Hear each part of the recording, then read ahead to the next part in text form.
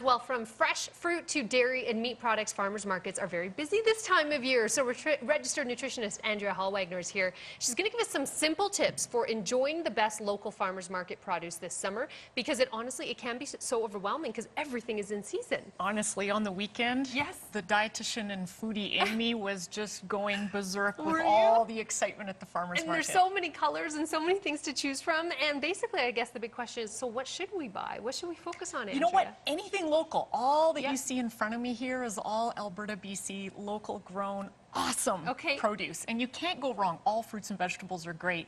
Really, at the end of the day, it's the variety that we're after.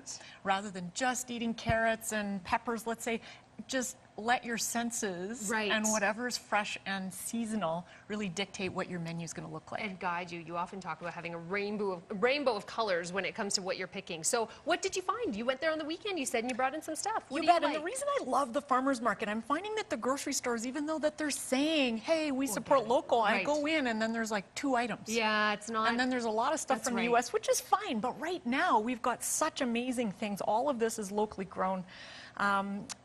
Really, at the end of the day, you can't go wrong with the flavor.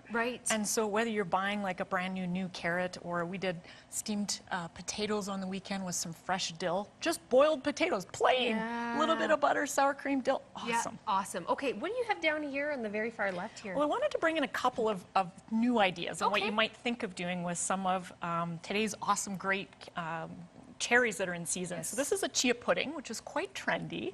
And how you make a chia pudding is you take a cup of milk and about 4 to 6 tablespoons of chia seeds, and you sit that in there, and chia seeds actually form almost like a natural pudding or gel like this. So leave it in your fridge for a couple of hours or even overnight. Wake up in the morning, you could make a nice martini glasses always make it fun.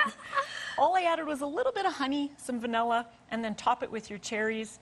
One of our favorite things in our home at this time of year is a cherry punch, so that it just...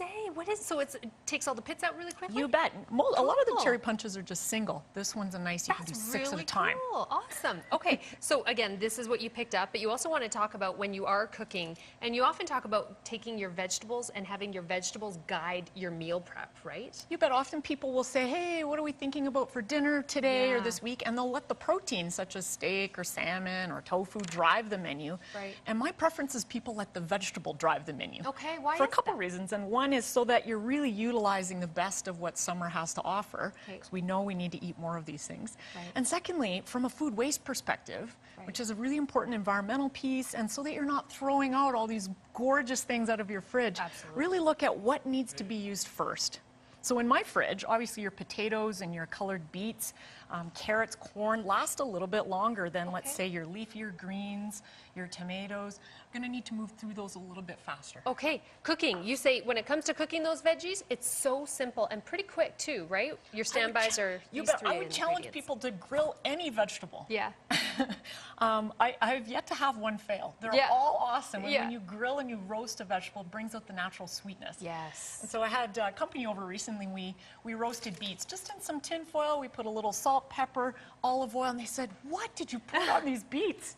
And when I told them the recipe, they were amazed. So at the end of the day, they don't need a lot of love. You just really need a little bit of a good quality fat, a little bit of salt for flavor, and throw that on either a grill basket, tin foil, and anything goes. You could grill tomatoes.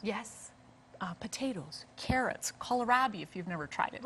Peel it, slice it, grill it, and roast it. Fantastic. It's actually great when you're doing something like kohlrabi, which normally is quite tart, almost has a bit of a sharpness. When you roast it, like you said, it does get a little bit sweeter. So some great tips, Andrea. Thank you so much for being here. If you want to head to Andrea's website to get some even more tips, you certainly can do that. healthstandnutrition.com is the link.